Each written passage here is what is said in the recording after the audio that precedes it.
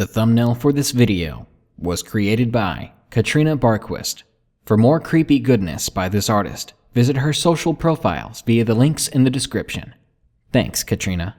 And don't forget to stay tuned until the end for the life or death question. Are you ready for a fairy tale? This world is a strange one. For hundreds of years, stories have been told of creatures that ruled the forests before us. These beings existed in untold numbers of shapes and sizes, but all of them seemed to be protective of their home and land. Who wouldn't be, especially when a creature as greedy and destructive as humans comes around? So, when reports of fairy creatures attacking, deceiving, and kidnapping humans come in from all over the globe, shouldn't that be expected? These beings harbor spite for humanity. So here are 5 true stories of supposed or possible encounters with fairies or fae that show you exactly why you should keep your distance from that oddly circular mushroom patch.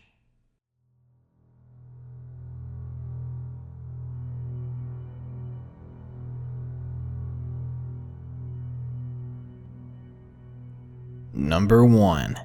Encounters in My Life. Submitted by Brett F123. The following are several different encounters I've had with very strange beings. Number 1. Bed bumps. I don't recall exactly how long this one lasted, but I was around 3 or 4 when it started. I would often find myself lying in bed, and suddenly it would feel as though someone were under my mattress punching the bottom of it. I had a very small room back then, and there was not even space under my bed to stick an arm, so it would have been impossible to fit a person under there. I never thought to tell my family though, so this one will remain a mystery. Number 2. The Fog of W Town. Okay, so my town has a name starting with W. It's small, it's rural, and it's old. During my youth around age 9, many people, including myself, had encounters when on the road at night.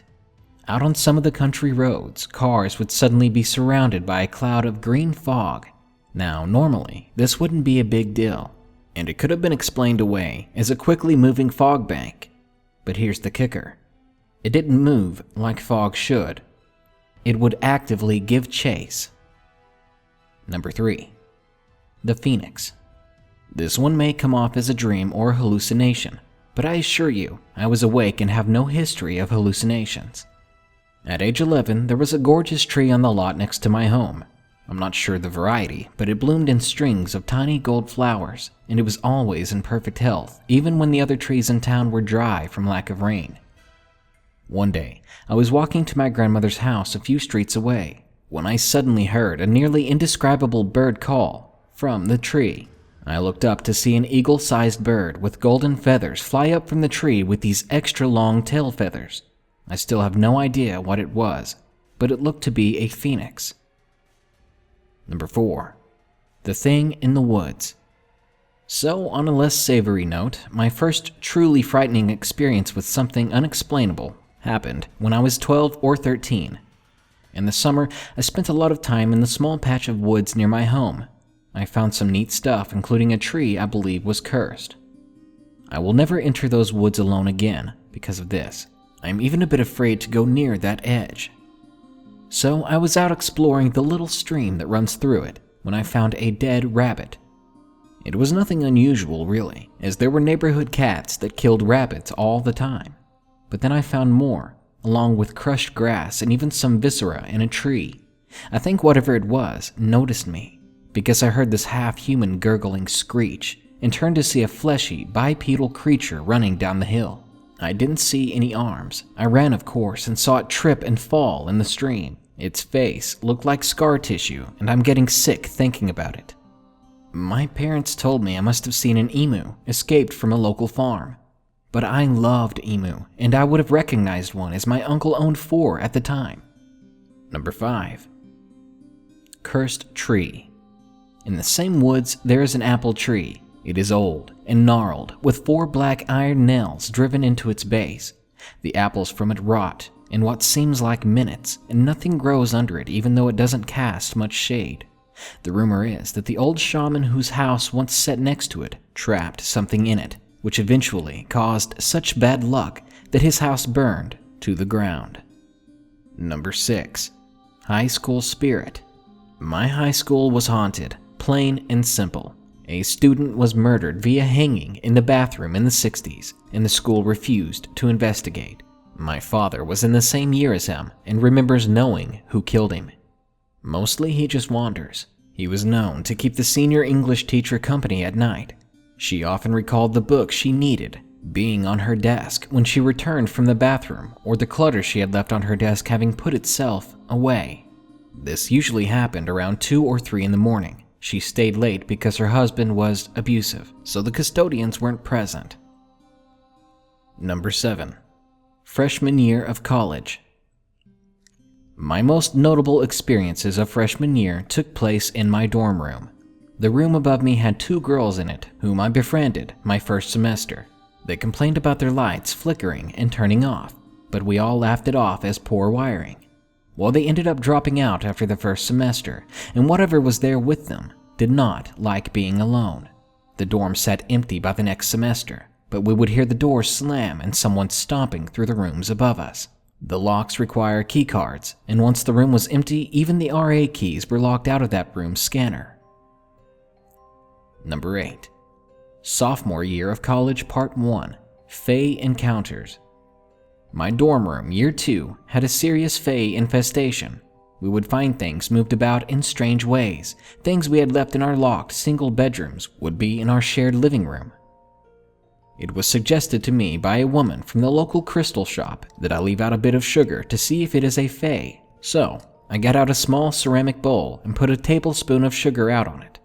That weekend I was alone, and I heard laughter. I assumed it was either someone outside or a dorm near me, until I heard a crash in my living room. I went to check it out, only to find the vase of plastic flowers I kept on the coffee table knocked over and the blue marbles that had been in it thrown everywhere. The ceramic bowl was now empty with a ring of sugar around it. Needless to say, it was freaky. Number 9. Sophomore year of college, Part 2. The Thing in the Hallway. One of my late nights, I got up for a drink or bathroom break. Honestly, I can't remember which. As I turned back to the hallway to go to my room, I noticed a lanky, emaciated figure clad in rags crouched in front of my housemate's door. It turned and locked its eye on me. The other eye was covered by cloth or matted hair.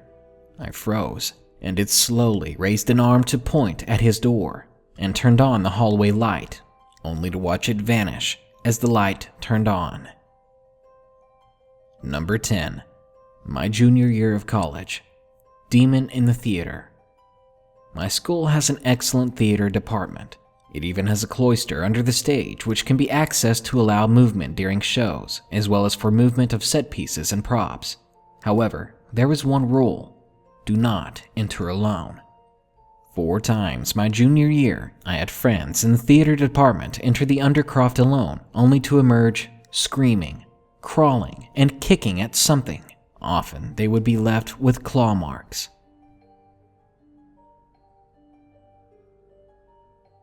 Number 2. It's okay. I'm happy here. By I Love You Man 123. My friend just told me this recently.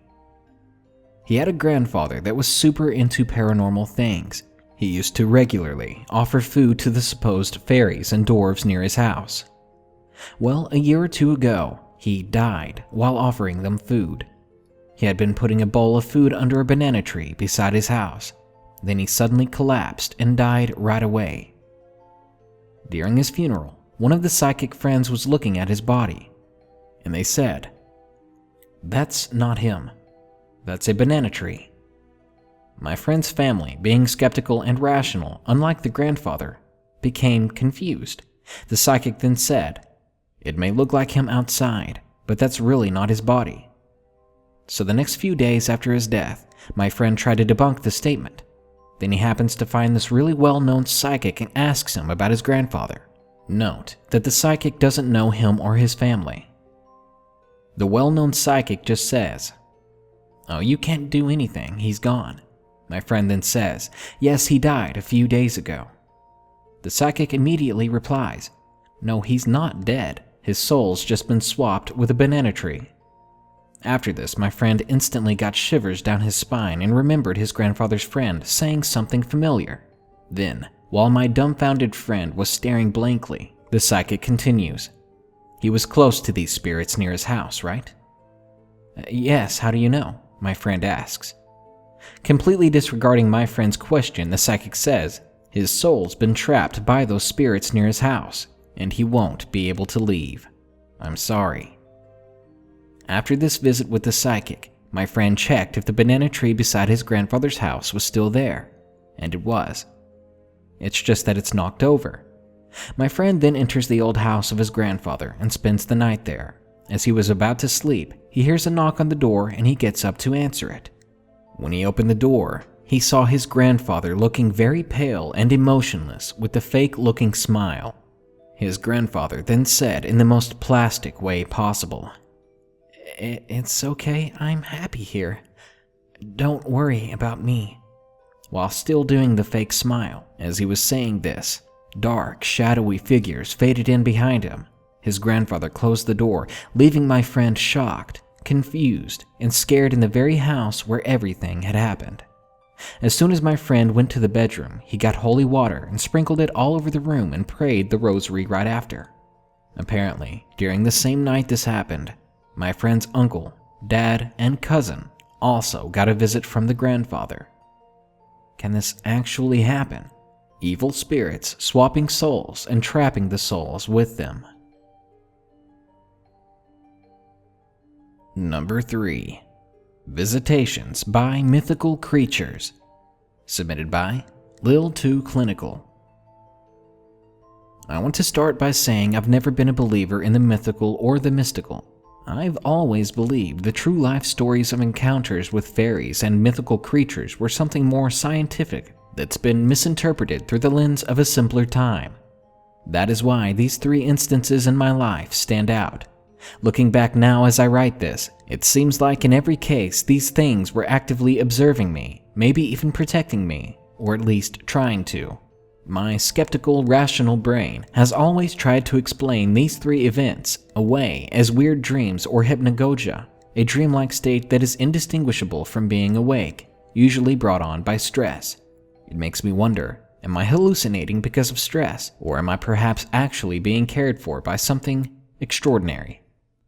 In early 2002, I was 3 months out of Army basic training, and I had to travel 200 miles for a school.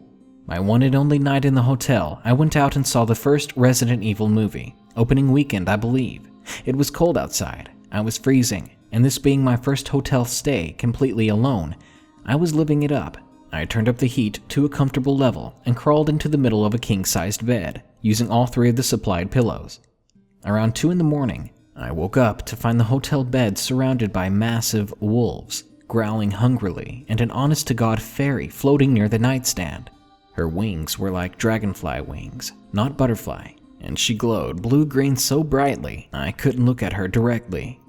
Speaking to me without talking, telepathically I guess, she tells me there's nothing to worry about.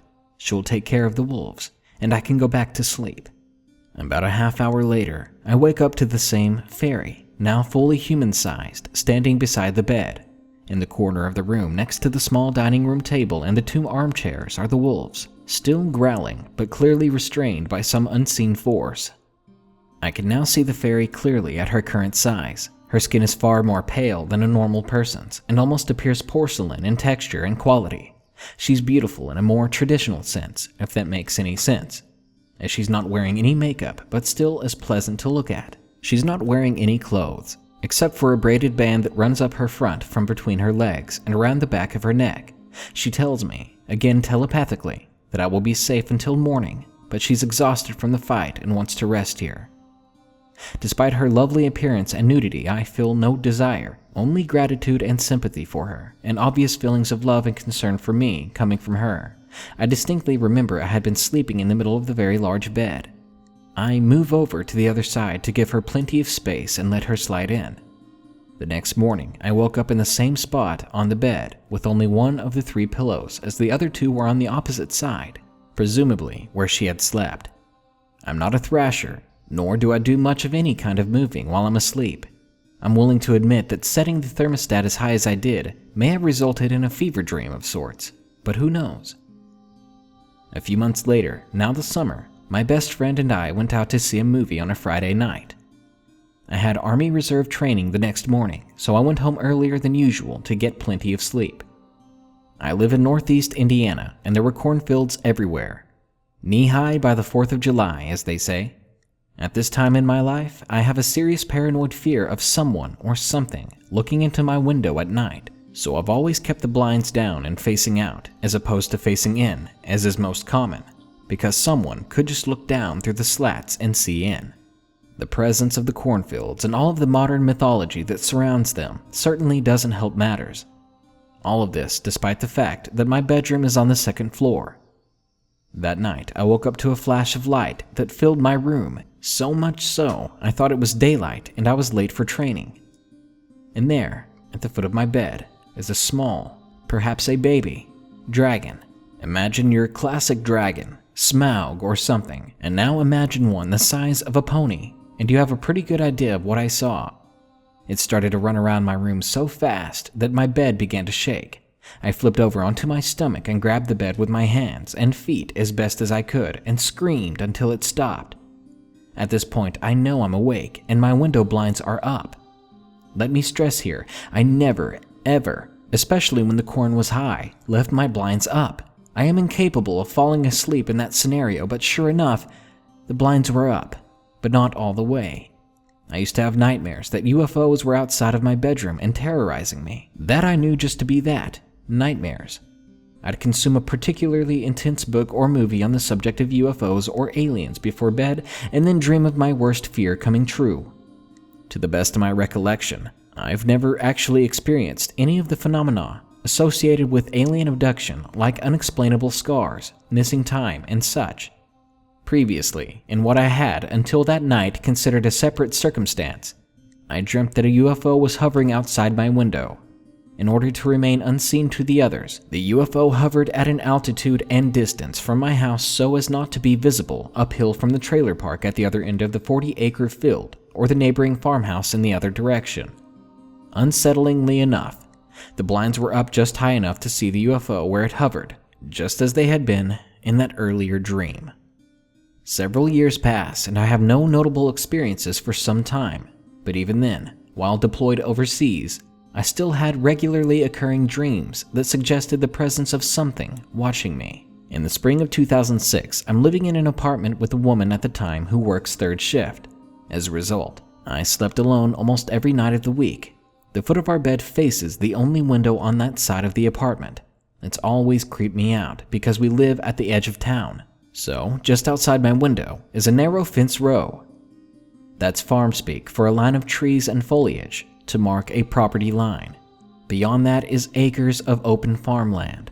As mentioned above, windows that open up to empty land bother me. I went to bed many nights, despite the drawn curtains, with a powerful feeling that I was being watched. Again, despite the fact that I'm on the 2nd floor. One particular night, I woke up with a sense that there was a group of small, mischievous creatures hiding in the shadows of the bedroom. I screamed at them to get out of here, and in the dark of the bedroom, I caught a glimpse of several small somethings, clearly enjoying the game of hide-and-seek, darting across the floor, only to find myself laying back down, waking up again as though the moment had just reset, like a Groundhog Day kind of thing. I sat up and yelled again, only for the moment to reset once more. I wake up a 3rd time, and the same thing happens again. This time I decided to get clever. I'm carefully watching the shadows of the room as I slide quietly out of bed and into the hallway first before calling out to them. This time, I spotted them. I can only describe them as little elf-like creatures, almost leprechauns, or something similar, and distinctly green. Except this time, I was overcome by an evil entity that appeared to me just as a black cloud. It materialized through the front door of the apartment and came quickly down the hallway. Then, nothing. I didn't wake up again until the next morning, back in bed as though nothing had happened. I haven't had anything as noteworthy as these 3 moments since, but the visitations in my sleep have never stopped. To this day, I have not forgotten the fairy's face when she asked me to let her rest. I still think about her to this day and wonder if it all was a dream.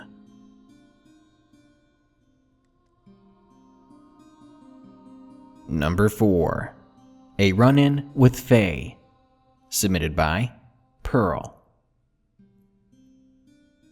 After sharing my experiences with other witches, I have had a few experiences with other things, one of which were fairies.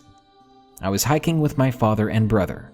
It's more of a forest trail than a hiking trail, as it was a paved path. I was far ahead of the rest of them, seeing as I loved forest more than them, I knew the path more. Anyway, I was walking along the path and I reached a part of the forest that was clear. There were trees, but the twigs were cut off and all over the ground. I like to run through that bit. It makes me feel, I don't know how to put it, alive, free. But I was running through this area when I tripped on a branch. Like I had mentioned in my witch's story, some sort of sparks came out of my hands. This time I fell and grazed my arm. I quickly put my left hand over the graze in pain and it healed into a blue bruise. When I looked up, I saw a small clearing that I hadn't seen when I was running. And another thing to note, I didn't see a branch anywhere, nothing that I could have tripped on. What I did see though were small glowing orbs flying around me. Some of them pushed me slightly to follow them towards the clearing. I found myself in a slightly trance-like state and I got up and walked towards the clearing. I snapped out of my trance when I spotted the mushroom ring in the center. The orbs were in small, humanoid shapes with many different forms of wings, and there were 2 figures in the fairy ring, one black and one gold. These figures were much bigger than the others, and it looked like they held their hands out to me. Being Irish, I know a lot of the lore surrounding fairies, so I could tell that if I went any closer to the figures, I'd be gone for good. I ducked to get away from the fairies pushing me and ran in the opposite directions back to the path. The run seemed to take longer and some fairies flew in front of me to stop me, but I held my hands up and the next thing I knew I was on the ground with my dad shaking me to tell me to wake up. I had tripped over a stone while running from the fairies. It sounds crazy, but I still had the blue bruise to prove it. I didn't tell my dad, but I could see my brother knew something had happened. The bruise has healed up completely now, and I haven't been back to the forest since, but if I do go back, I'm never going to run in that part again. Another thing I need to mention is that when I looked behind me while running, the clearing had grown dark and frightening, and that's when I turned around and saw fairies in front of me, and fell. This isn't the first experience I've had with fairies. They've always been around me. I'm not sure if this experience counts as paranormal, but it happened. My dad doesn't believe in the paranormal, so I haven't told him, and I haven't told my mom either, as she tries to tell me that it's not real, but I know she believes in it. When she sees something I deem as magical or paranormal, she pushes us away quickly. I'll end the story before it gets too long. I believe the black and gold figures were maybe royal fairies, if there is such a thing. They were both female, it seems. I could tell from the silhouettes of long hair and curves and the feminine feeling I was getting from them.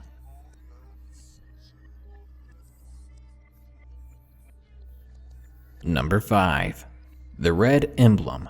Submitted by Thomas. This one is going on paranormal because I don't know what else it would fit under. It was by far one of the strangest experiences to happen to me, but not by far the scariest.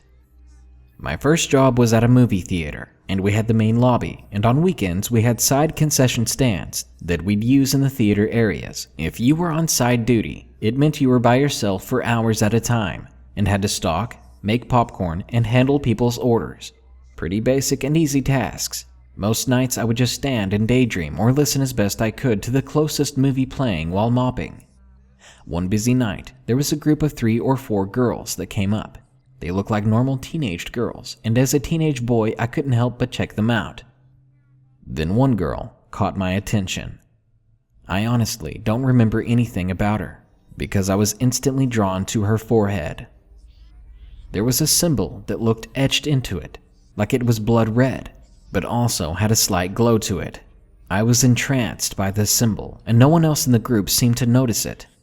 The best way to describe it, it was a circle that had a very simple depiction of a tree in the center. It was made up of 4 lines, 2 vertical and 2 diagonal ones.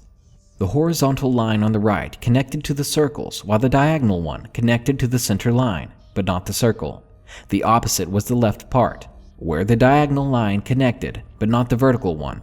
I never remember serving them, but they left a moment later with popcorn, snacks, and soda. Then I heard a voice behind me. You shouldn't daydream while taking orders. They weren't pretty anyways, so you shouldn't have been staring. It was one of my friends who worked with me, checking up on me during their break. I asked him if he saw anything, and he told me he had walked in as I was staring at the one girl.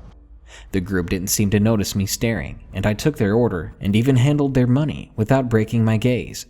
I asked if he saw anything strange about them, and he said he had seen nothing. Later, while I was cleaning up, I found a bunched up napkin in the cash register. I opened it gently, and drawn on the napkin was that strange symbol, along with a fairy, a teardrop, and a tree. This bothered me because I never remembered drawing it. Stranger still, I asked my manager to review the footage of me, but it seemed to have broken, and stopped working at that group's approach that night. I never saw her again, but I still cannot forget it. Sure, magic is fascinating, but one second you're walking in the woods, the next second you could be hanging upside down over a fire while vicious winged creatures carve your flesh away. Maybe you shouldn't have been listening to your iPhone in the middle of those weird circular mushrooms. Good night. Be sure to like, share, comment, and subscribe if you enjoyed the video. Thanks. Now, time for the life or death question. What fairy tale was your favorite? I've always been a 3 billy goats gruff kinda guy. A big scary monster under the bridge eating folks? You can count me in.